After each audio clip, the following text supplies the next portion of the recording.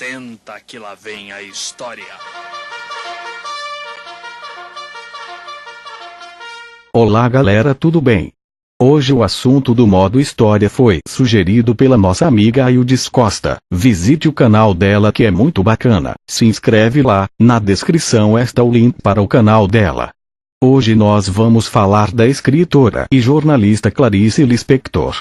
Clarice Lispector, Checheunik, 10 de dezembro de 1920, Rio de Janeiro, 9 de dezembro de 1977, foi uma escritora e jornalista nascida na Ucrânia e naturalizada brasileira, e declarava, quanto à sua brasilidade, ser pernambucana, autora de romances, contos e ensaios, sendo considerada uma das escritoras brasileiras mais importantes do século XX e a maior escritora judia desde Franz Kafka. Sua obra está repleta de cenas cotidianas simples e tramas psicológicas, sendo considerada uma de suas principais características a epifânia de personagens comuns em momentos do cotidiano. Nasceu em uma família judaica da Rússia que perdeu suas rendas com a Guerra Civil Russa e se viu obrigada a emigrar em decorrência da perseguição a judeus que estava sendo pregada então, resultando em diversos extermínios em massa.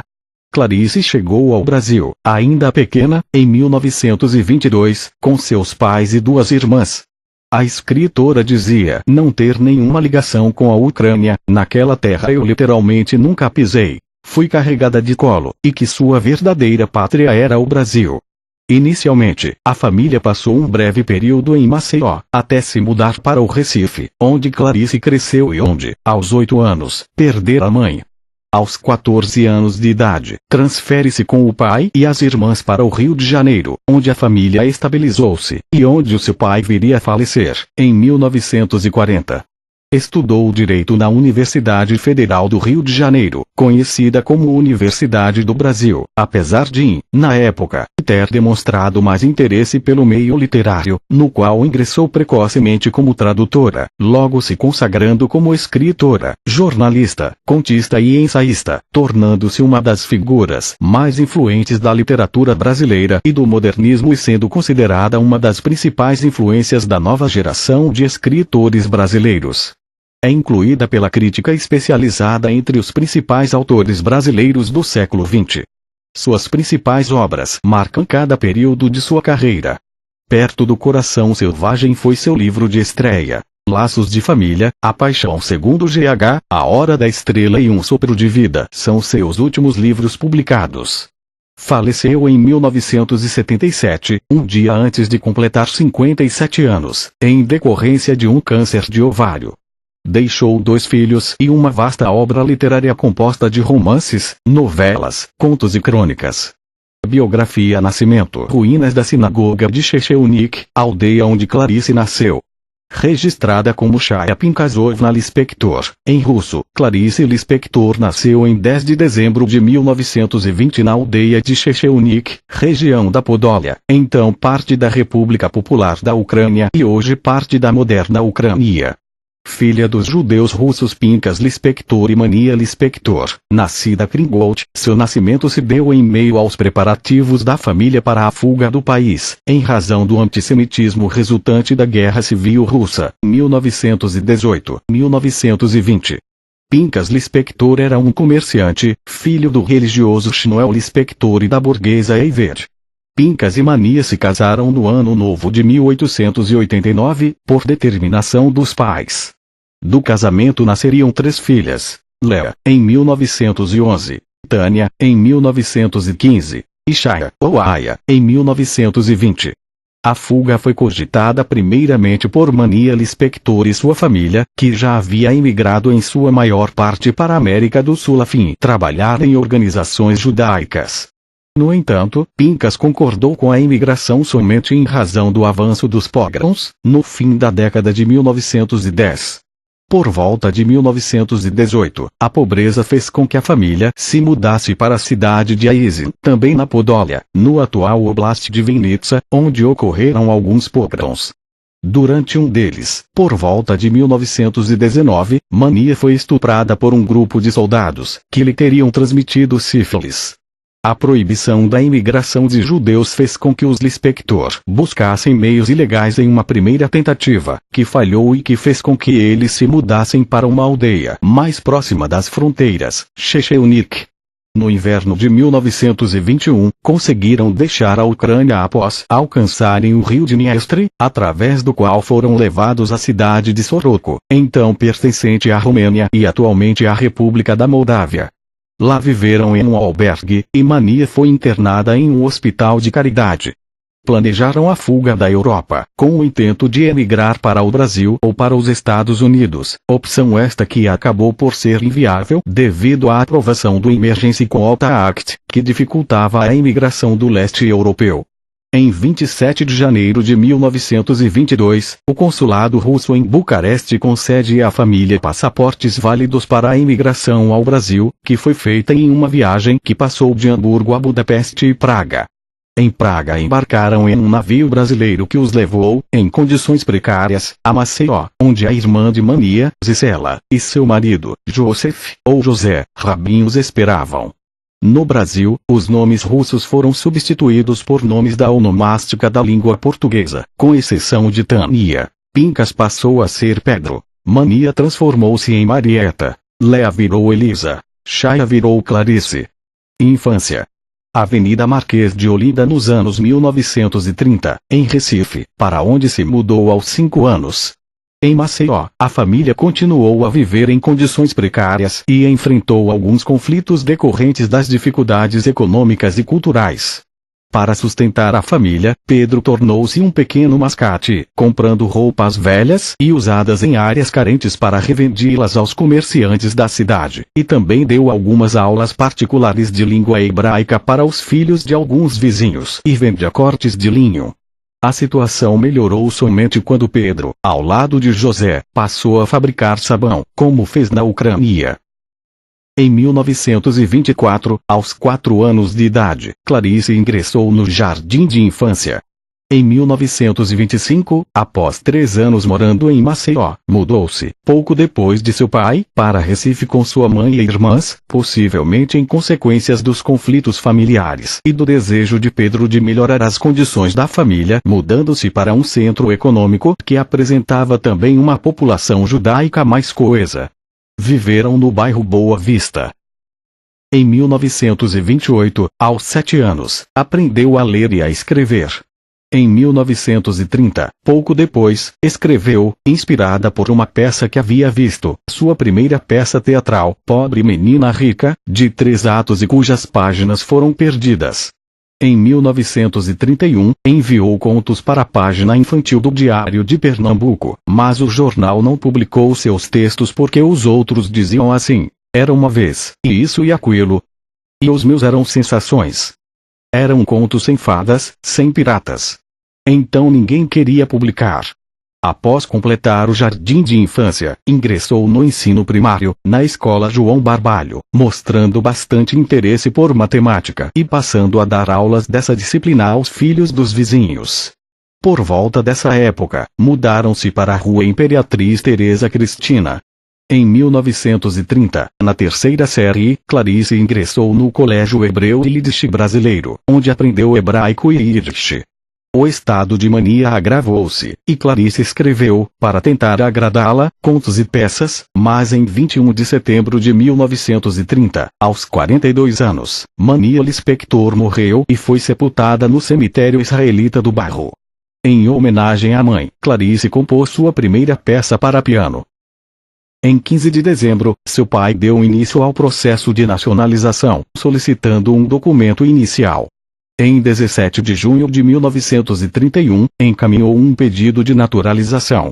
Em 1932, Clarice, aos 12 anos, foi aprovada, ao lado da irmã Tânia e da prima Berta, no ginásio pernambucano. Em 1933, decidiu tornar-se escritora. Quando tomei posse da vontade de escrever, vi-me de repente num vácuo. E nesse vácuo não havia quem pudesse me ajudar. Na sua última entrevista em vida, ela disse que nessa sua formação literária misturei tudo. Eu lia romance para mocinhas, livro cor-de-rosa, misturado com Dostoiévski. Eu escolhia os livros pelos títulos e não pelos autores. Misturei tudo. Fui ler, aos 13 anos, Hermann Hesse, O Lobo da Estepe, e foi um choque. Aí comecei a escrever um conto que não acabava nunca mais. Terminei rasgando e jogando fora. A família mudou-se para uma casa própria na Avenida Conde da Boa Vista. Adolescência. Barra da Tijuca, no Rio de Janeiro, na década de 1950, onde passou a adolescência. Em 7 de janeiro de 1935, com 14 anos, mudou-se com a família para o Rio de Janeiro, no navio inglês England Monarch, onde seu pai esperava dar prosseguimento aos avanços de seu negócio e conseguir bons maridos para suas filhas nos círculos judaicos cariocas. Elisa, entretanto, ficou ainda alguns meses em Recife trabalhando, indo para o Rio de Janeiro pouco mais tarde e prestando concurso para o Ministério do Trabalho. Apesar de ter conquistado as melhores notas, não havia vagas, e ingressou no cargo graças à amizade da família com o político Agamenon Magalhães, então ministro do Trabalho e anteriormente professor de Geografia de Clarice e Tânia. Em 1938, Tânia também tornou-se funcionária pública. Passam a primeira semana no Rio de Janeiro na residência de um casal judaico no bairro Flamengo e depois moram em uma casa antiga perto do campo de São Cristóvão. Estabilizam-se na cidade logo em seguida, ocupando parte da casa 341 da Rua Marise Barros, no bairro da Tijuca. Clarice então estudava o 4º ano do ginásio no Colégio Silvio Leite, na mesma rua de sua casa. Em 1936, terminou o ginásio e ingressou, em 2 de março de 1937, em uma escola preparatória, a Faculdade de Direito da Universidade Federal do Rio de Janeiro, então chamada de Universidade do Brasil. A decisão causou estranhamento na época, tanto por Clarice ser mulher quanto por não pertencer à elite carioca, mas era justificada por seus desejos de mudanças sociais, pois o que eu via em Recife me fazia como me prometer que não deixaria aquilo continuar. De acordo com ela, como eu não tinha orientação de nenhuma espécie sobre o que estudar, fui estudar advocacia. Apesar da relutância do pai, que temia mudanças estressantes na filha, ela seguiu com seus planos e tinha um objetivo. Minha ideia era estudar advocacia para reformar as penitenciárias. Em 1938, mudou de escola preparatória, passando para o Colégio Andrevos, na praia de Botafogo, onde declarou-se nascida em Pernambuco.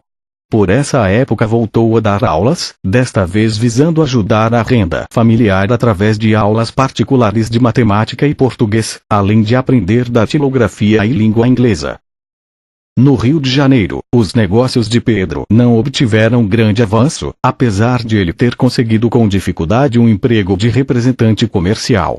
Seu desejo de casar as filhas, entretanto, logrou-o através de Tânia, que casou-se no início de 1938 com William Kaufmann, um judeu comerciante de móveis e decorador.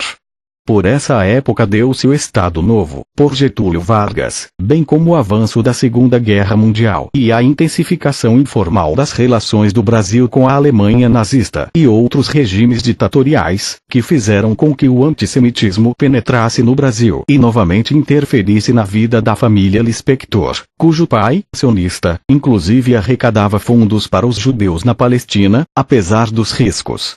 Universidade do Brasil. Direito, Faculdade de Direito da Universidade Federal do Rio de Janeiro atualmente, onde formou-se.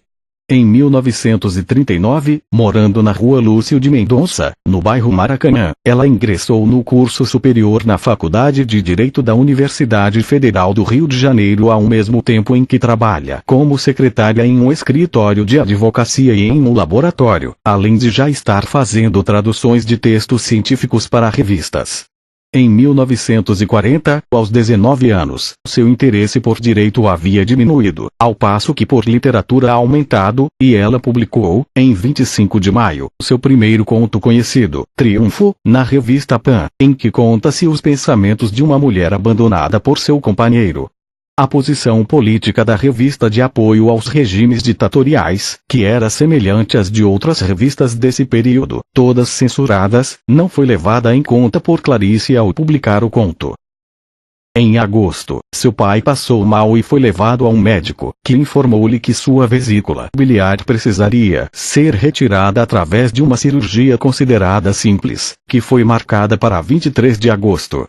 Após voltar da clínica com uma forte dor, Pinchas Lispector morreu 3 dias depois, em 26 de agosto de 1940, aos 55 anos.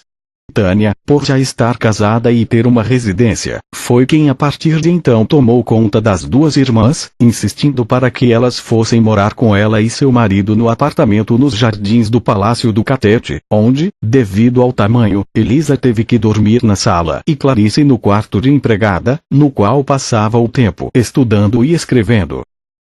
Nessa época, insatisfeita com o trabalho de escritório, ela buscou entrar na área do jornalismo, apesar das dificuldades levantadas às mulheres.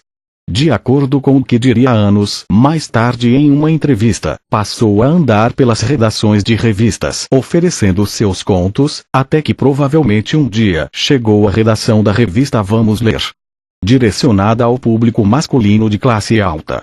A imprensa na época era estritamente censurada pelo governo de Getúlio Vargas e estava sob o jugo do órgão recém-criado do Departamento de Imprensa e Propaganda, que permitia a circulação de determinados periódicos, como a Vamos Ler, onde Clarice mostrou seus textos ao jornalista Raimundo Magalhães Júnior, secretário do ministro de Propaganda, Lourival Fontes. Eu sou tímida e ousada ao mesmo tempo. Chegava lá nas revistas e dizia: eu tenho um conto, você não quer publicar? Aí me lembro que uma vez foi o Raimundo Magalhães Jr. que olhou, leu um pedaço, olhou para mim e disse: você copiou isto de quem? Eu disse: de ninguém, é meu. Ele disse: então vou publicar. Jornalismo. Museu Imperial, em Petrópolis, em cuja inauguração conheceu o presidente Getúlio Vargas. O primeiro texto publicado na revista foi provavelmente Eu e Jimmy, em 10 de outubro de 1940, um conto com temática feminista centrado na relação amorosa entre um homem e uma mulher.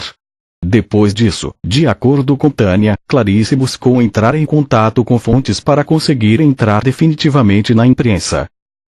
Apesar das dificuldades para entrar na área, na qual, de acordo com Tânia, você não fazia nada se não tivesse relações, Clarice buscou entrar em contato com fontes, o qual gostou dela e a contratou para trabalhar como tradutora na Agência Nacional, uma agência de notícias do governo. Como não havia vaga para tradutor, foi designada como editora e repórter, a única mulher ali que ocupava tal cargo. Na equipe da Agência Nacional, conheceu Lúcio Cardoso, um escritor e jornalista mineiro então com 26 anos, já respeitado no meio literário. Desenvolveu uma forte amizade por ele, que compartilhava dos mesmos gostos literários que ela, e chegou a desenvolver uma paixão não correspondida, pois Cardoso era homossexual.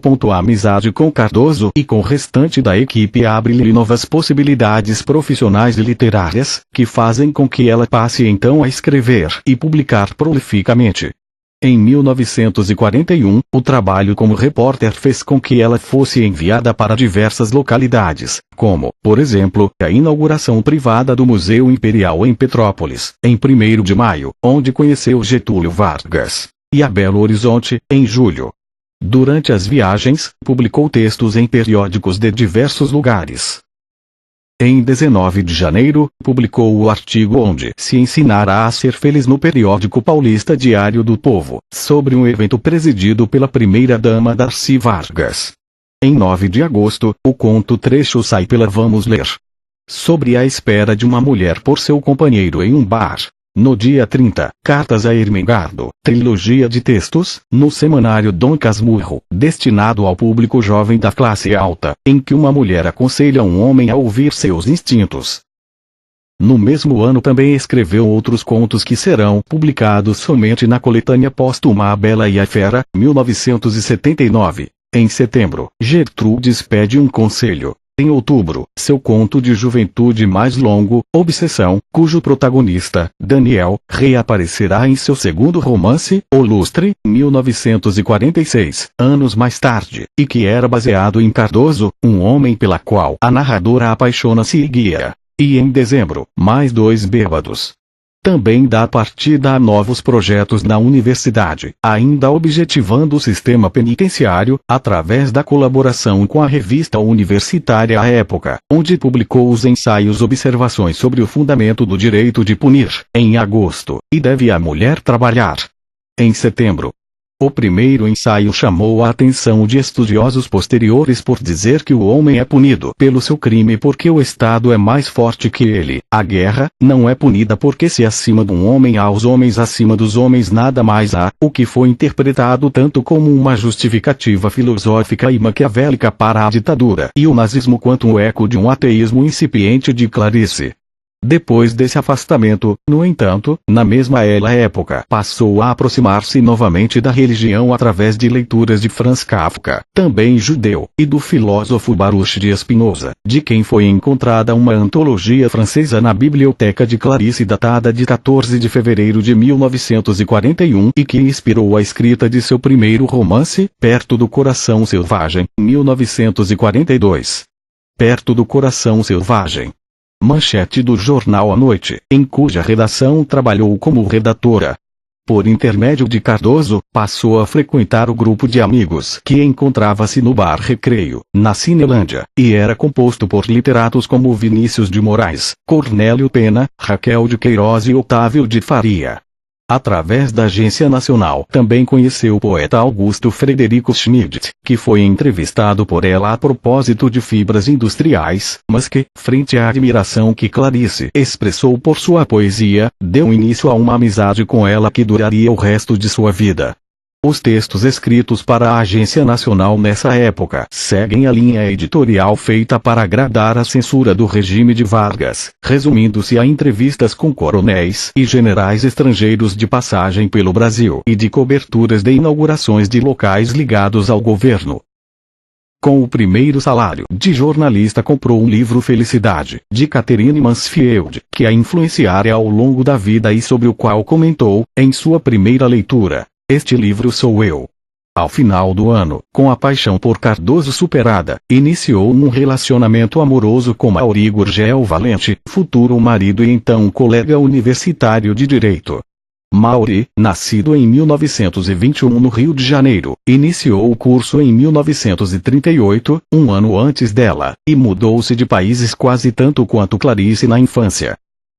Em 1942, passou as 2 semanas das férias de janeiro na fazenda Vila Rica, em Avelar, no Rio de Janeiro, de onde manteve correspondência com Mauri. Os dois ansiavam por casar-se, mas ele havia sido aprovado em agosto de 1940 no exame para o serviço estrangeiro e transformando-se em diplomata brasileiro, proibido portanto, pela legislação da época, de casar-se como uma estrangeira, no caso Clarice, ainda não naturalizada brasileira. A naturalização só poderia ser requerida após o aniversário de 21 anos, em 10 de dezembro de 1941, e o pedido foi organizado logo depois por Samuel Malamud, advogado da Podólia e amigo da família. Em suas tentativas de apressar o processo, chegou a escrever a Getúlio Vargas, pois ele havia perguntado o motivo de ainda não estar naturalizada, mas o processo seguiu o tempo normal. Em fevereiro, transferiu-se para a redação do jornal à noite, cuja redação era dividida com a Vamos Ler.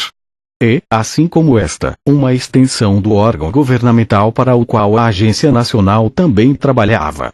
Em 2 de março, ganhou seu primeiro registro profissional, trabalhando oficialmente como redatora sob salário de R$600 mil. Teve o primeiro contato com textos de escritores modernistas como Fernando Pessoa, Cecília Meirelles, Manuel Bandeira e Carlos Drummond de Andrade, através de leituras feitas com o amigo Francisco de Assis Barbosa. Este último aconselhou-a no processo de escrita de seu primeiro romance. Em março, começou a planejar seu primeiro romance, Perto do Coração Selvagem, concluído em novembro e constituído basicamente de rascunhos e escritos separados, unidos em um livro por sugestão de Lúcio Cardoso, que também sugeriu um título, Perto do Coração Selvagem, retirado de uma passagem do livro Retrato do Artista Quando Jovem, de James Joyce, cujas técnicas, para Cardoso, remetiam às de Clarice. Também em março deu início ao lustre Casamento e Diplomacia. calçada do Largo da Pólvora, para onde mudou-se em missão diplomata de seu marido. Em 12 de janeiro de 1943, obteve a naturalização e, em 23 de janeiro, em cerimônia civil, casou-se com Mauri Gurgel Valente.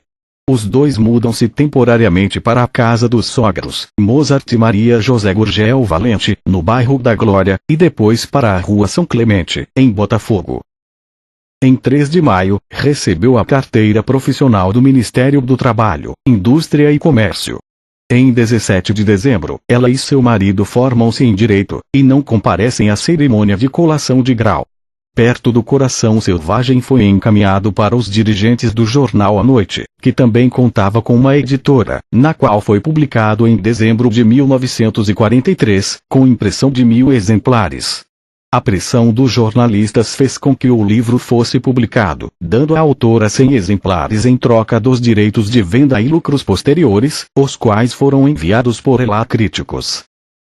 A publicação foi recebida com furor no meio literário, causando principalmente elogios da crítica especializada e comparações com escritores europeus como Virginia Woolf, James Joyce e Marcel Proust, o que irritou Clarice, que anos mais tarde negaria a influência e afirmaria na época não ter lido nenhum livro desses autores. Também então começou-se um processo de mitificação da autora através do início dos boatos de que Lispector era um pseudônimo de um escritor famoso. A principal crítica negativa, de Álvaro Lins, sugeria que temperamentos femininos enfraqueciam a obra. Em 11 de janeiro de 1944, adotou o nome de casada na carteira de trabalho, Clarice Gurgel Valente. No dia 19, mudou-se, sob licença do à noite, com o marido para Belém, devido às suas funções como vice-cônsul.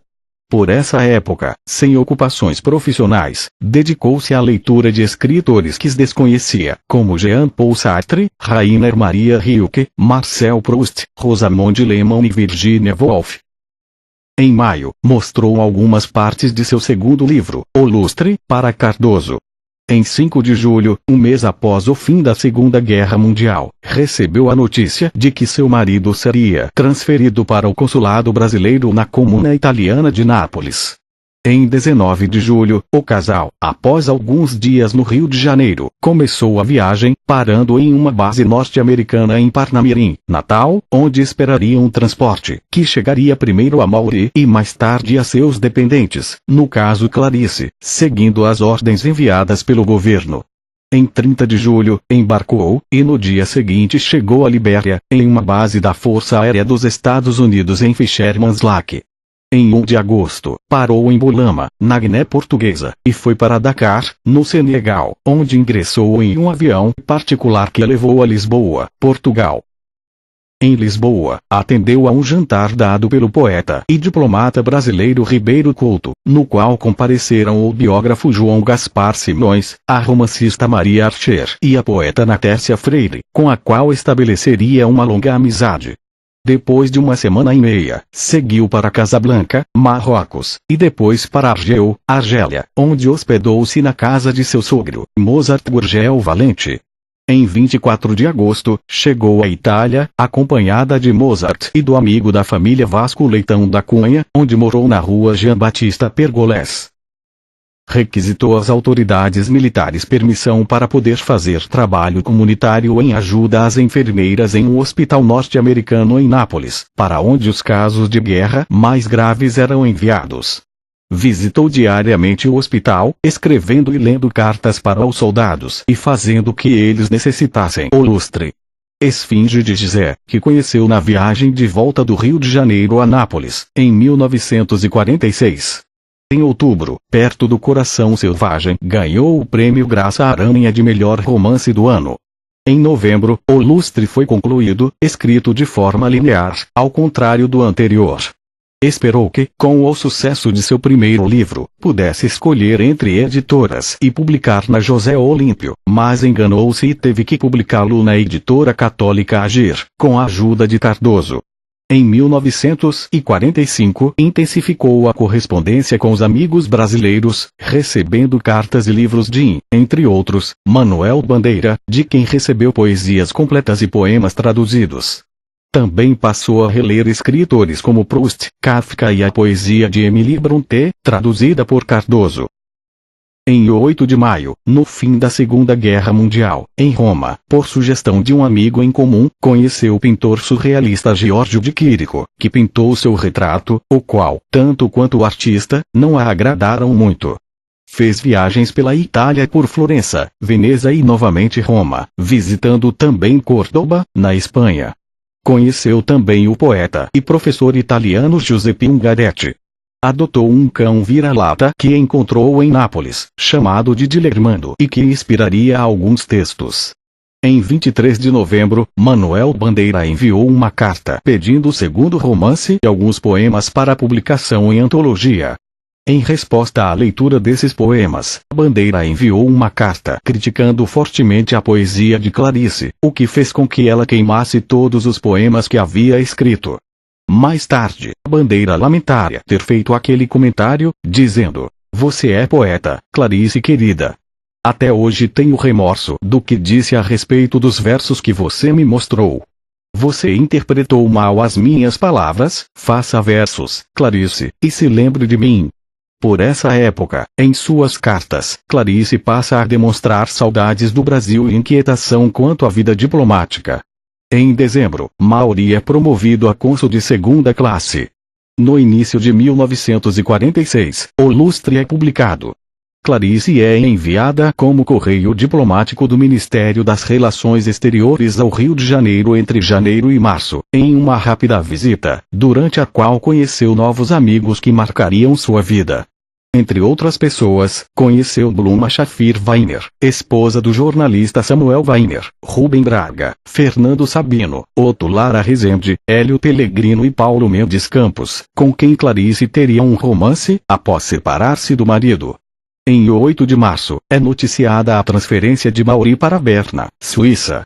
No dia 21, Clarice volta à Itália através do Egito, onde conheceu a esfinge de Gizé.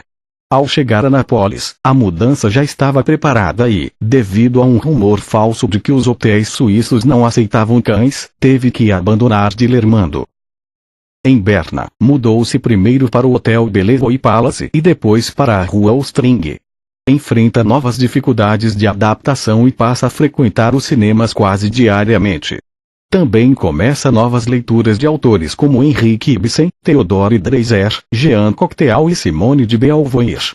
Continua escrevendo e publica alguns contos no jornal Carioca Amanhã, no suplemento Letras e Artes. O Crime, em 25 de agosto, inspirado no abandono de seu cão e que mais tarde seria reescrito como O Crime do Professor de Matemática, seria o primeiro conto do livro Laços de Família.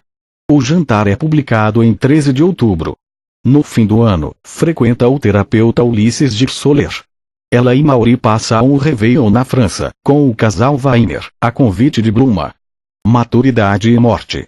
Estátua da escritora e seu cão Ulisses, no Leme, inaugurada em 2016, Fernando Frazão Agência Brasil, em 10 de agosto de 1948, nasce em Berna, Suíça, o seu primeiro filho, Pedro Lispector Valente. Em 10 de fevereiro de 1953, nasce Paulo Lispector Valente, o segundo filho de Clarice e Maury, em Washington, D.C., nos Estados Unidos. Quando criança, seu filho mais velho, Pedro, se destacava por sua facilidade de aprendizado e bom comportamento, porém, na adolescência, sua falta de atenção nos estudos e extrema ansiedade acompanhada de agitação consigo mesmo e com a família, foram diagnosticadas como esquizofrenia. Clarice se sentia culpada, sem saber o porquê, pela doença mental do filho, e teve dificuldades para lidar com a situação, recorrendo a psicólogos, psiquiatras e internações, pois o menino era muito agressivo. Em 1959, Clarice separa-se do marido, devido ao fato de ele estar sempre viajando ao trabalho, exigindo que ela o acompanhasse todo o tempo. Não querendo abrir mão de sua carreira e querendo cuidar do filho esquizofrênico em um local fixo, sem as constantes viagens, que deixavam o menino mais nervoso, sem as constantes mudanças de escola do outro filho, que não estava fazendo amizades, e cansada das desconfianças e ciúmes do marido, Clarice deu um fim na relação.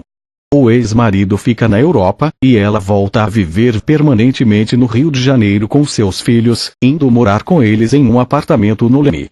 No mesmo ano assina a coluna Correio Feminino, Feira de Utilidades, no jornal carioca Correio da Manhã, sob o pseudônimo de Ellen Palmer. No ano seguinte, assume a coluna Só para Mulheres, do Diário da Noite, como ghostwriter da atriz Ilka Soares. Em 14 de setembro de 1966, provoca, involuntariamente, um incêndio ao dormir deixando seu cigarro aceso. O quarto fica destruído, e a escritora é hospitalizada, ficando entre a vida e a morte por 3 dias. Sua mão direita é quase amputada devido aos ferimentos. Mesmo depois de passado o risco de morte, fica hospitalizada por 2 meses. Clarice começara a fumar e beber ainda na adolescência, enquanto compunha seus poemas. Em 1975, é convidada a participar do primeiro Congresso Mundial de Bruxaria, em Cali, na Colômbia. Faz uma pequena apresentação na conferência, e fala do seu conto O Ovo e a Galinha, que, traduzido para o espanhol, faz sucesso entre os participantes. Ao voltar ao Brasil, a viagem de Clarice ganha ares mitológicos, com jornalistas descrevendo falsas aparições da autora vestida de preto e coberta de amuletos. Essa imagem se consolida, e Clarice é referida como a grande bruxa da literatura brasileira. Sobre sua obra, o amigo Otto Lara Rezende declara: não se trata de literatura, mas de bruxaria.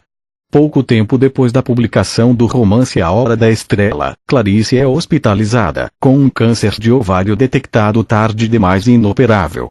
A doença se espalhara por todo o seu organismo. Clarice faleceu em 9 de dezembro de 1977, um dia antes de seu 57º aniversário. Seu corpo foi sepultado no cemitério israelita do Caju, no Rio de Janeiro, no dia 11 de dezembro. Até a manhã de seu falecimento, mesmo sob sedativos, Clarice ainda ditava frases para sua melhor amiga, Olga Borelli, que sempre estivera ao lado da amiga, desde a juventude. Durante toda a sua vida, Clarice foi amiga de grandes escritores, como Fernando Sabino, Lúcio Cardoso, Rubem Braga, Santiago Dantas entre outros. Obra. Como tradutora, Jorge Luiz Borges, escritor cujo conto foi sua única tradução do espanhol. Sabe-se que Clarice Lispector dominava pelo menos 7 idiomas: português, inglês, francês e espanhol, fluentemente, hebraico e ídish, com alguma fluência, e russo, com pouca fluência levada da infância. Como tradutora para o português, entretanto, utilizou somente o inglês, o francês e o espanhol. Além de contos e artigos, traduziu ao todo 35 livros de diversos gêneros e escritores, 13 do inglês, 10 do francês, e 2 provavelmente do inglês ou do francês e talvez do espanhol ou do grego. Contando-se contos, foram mais de 40 traduções. Em 1941, antes de dar início à sua carreira literária, quando começou a trabalhar na revista Vamos Ler como repórter, também contribuía com traduções, sendo a sua primeira o conto Le Missionaire, de Claude Farreri. Em 1963, após um hiato de mais de 20 anos, voltou ativa com a tradução do inglês do romance Teve Tropo Uma, de Anya Seton, pela editora Ipiranga. Pelos próximos 6 anos, lançou mais 2 traduções do inglês pela Ipiranga, uma de Agatha Christie e outra de Alistair MacLean. Publicou, em 1968, na revista Joia, a crônica Traduzir Procurando Não Trair, em que comentou suas preocupações no processo de tradução para manter a fidelidade e outras reflexões sobre o ofício. Em 1969, publicou sua primeira e única tradução do espanhol, do conto História de Los dos que Sonaram, de Jorge Luiz Borges, no Jornal do Brasil. Em 1973, sua primeira tradução do francês, Lumière et Lumes, de Bella Chagall, pela editora Nova Fronteira. No restante de sua vida, publicou diversas traduções, tanto em periódicos quanto em editoras. A última tradução publicada em vida foi a do francês do romance Le Bluff du Futur, de Georges Eugosy, em 1976, pela editora Arte Nova. 2 traduções, entretanto, ainda seriam publicadas postumamente, do francês, L'Homme au Magnetopone, de Jean-Jacques Abrams, em 1978, pela Imago Editora. e da tradução francesa Courtauld, de Agatha Christie, em 1987, pela editora Record.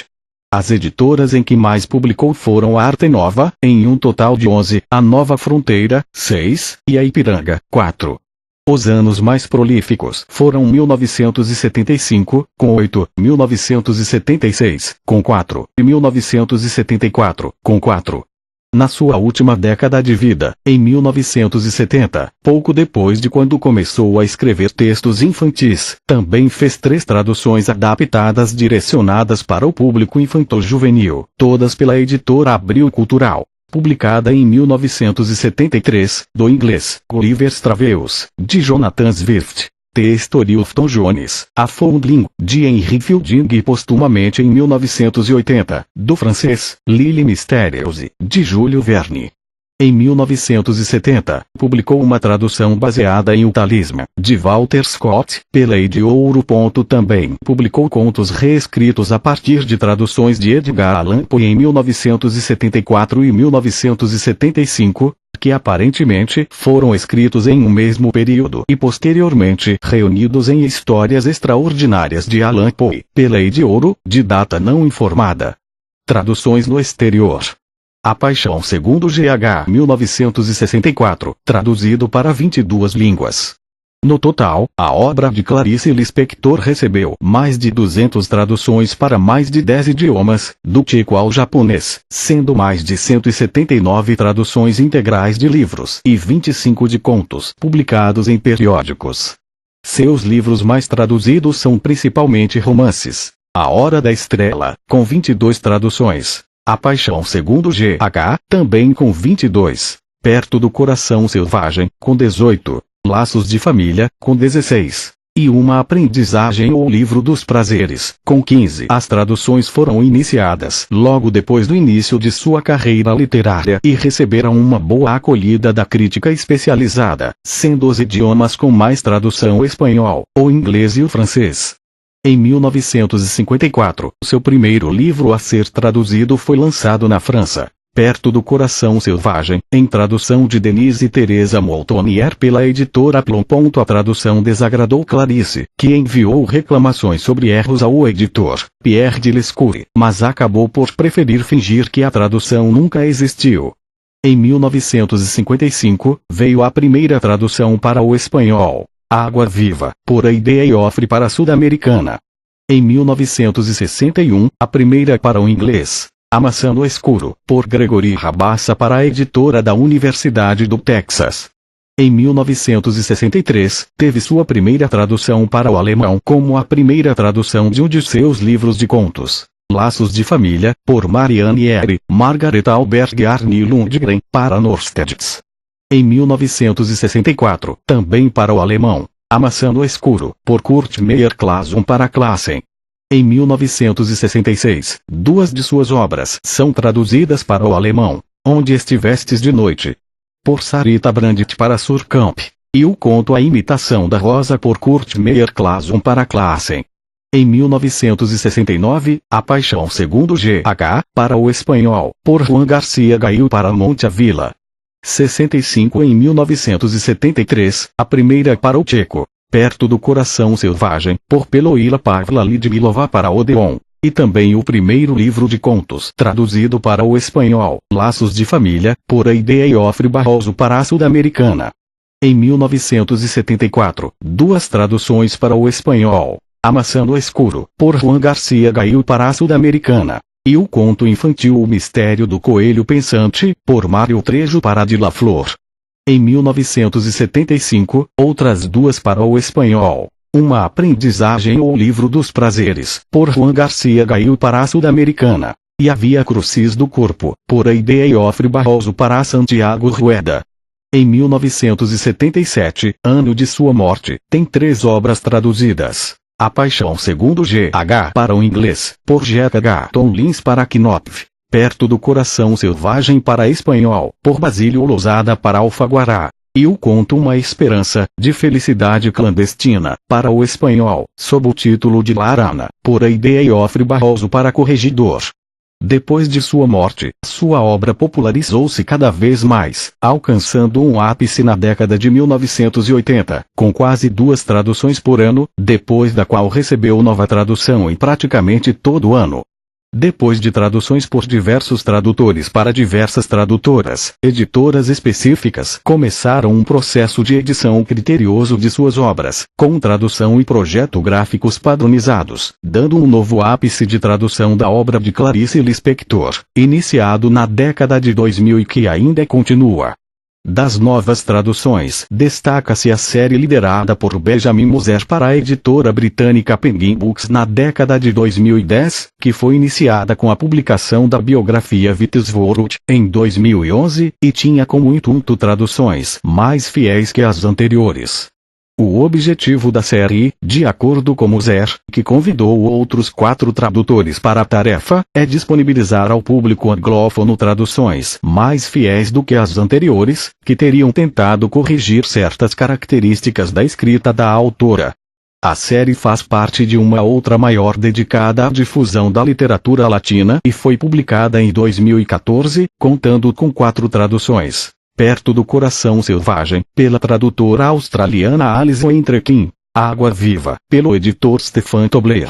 A Paixão segundo G.H., pela poeta e acadêmica Ida Novey. Um Sopro de Vida, pelo professor universitário brasileiro Johnny Lourenço. E A Hora da Estrela, por Moser. Livros. Romance Perto do Coração Selvagem, 1943, O Lustre, 1946, A Cidade Sitiada, 1949, A Maçã no Escuro, 1961, A Paixão segundo G.H., 1964, Uma Aprendizagem ou Livro dos Prazeres, 1969, Água Viva, 1973, Um Sopro de Vida, 1978. Novela A Hora da Estrela, 1977. Contos Laços de Família, 1960, A Legião Estrangeira, 1964, Felicidade Clandestina, 1971, Onde Estivestes de Noite, 1974, A Via Crucis do Corpo, 1974, O Ovo e a Galinha, 1977, A Bela e a Fera, 1979. Literatura Infantil O Mistério do Coelho Pensante, 1967, A Mulher que Matou os Peixes, 1968, A Vida Íntima de Laura, 1974, Quase de Verdade, 1978, Como Nasceram as Estrelas, 1987. Crônicas para Não Esquecer, 1978, A Descoberta do Mundo, 1984. Correspondências, 2002, Minhas Queridas, 2007. Entrevistas, 2007. Artigos de jornais, Outros Escritos, 2005, Correio Feminino, 2006, Só para Mulheres, 2006. Bom galera, esse foi mais um vídeo do quadro Modo História. Se gostou, deixa o seu gostei e se ainda não for inscrito, se inscreve e ativa o sininho. Compartilha este vídeo com os seus amigos nas redes sociais e acompanha o canal porque vem muitos conteúdos bacanas por aí. Então até a próxima, pessoal.